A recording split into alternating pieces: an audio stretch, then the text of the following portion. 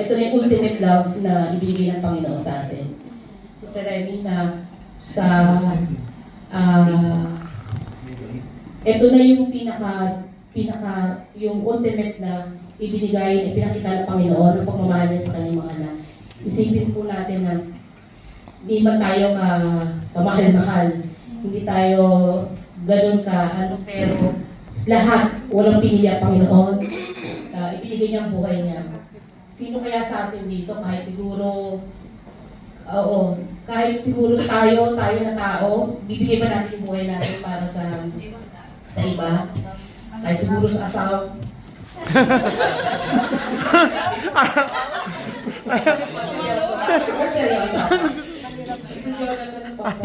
Seryoso.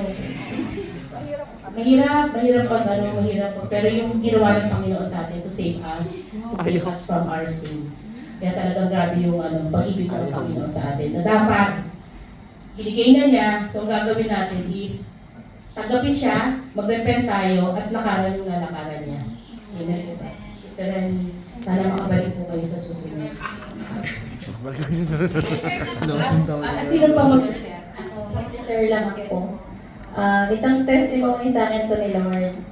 Kung bakit ako nasa Qatar. Kasi before, pandemic time, may apply talaga ako. Lahat ng papeles ko nasa Saudi na. Pa-Saudi dapat ako. So, pandemic, cancel. So, nagpo-postpone. So, bukod doon, sa pandemic, may dumating na malaking problem sa amin, lalo na sa akin. This is past already. Gusto ko lang i-share. Kasi, nung dumating yung pagsubok na yun, hindi barkada yung tinakbuhan ko. Sa simbahan ako lagi, gabi-gabi, umiiyak. Tapos nanghingi ako ng sign kay Lord.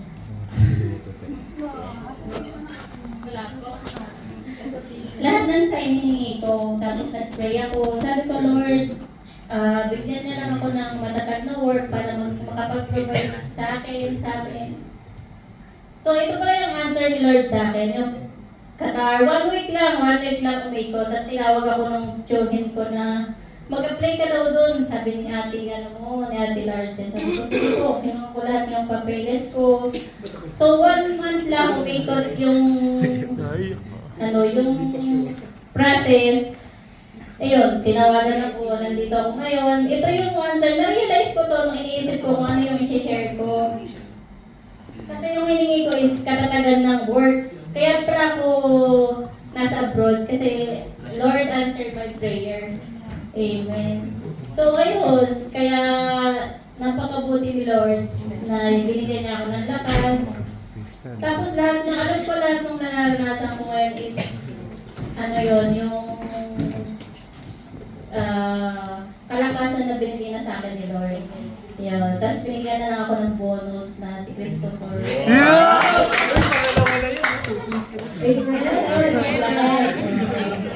Grabe.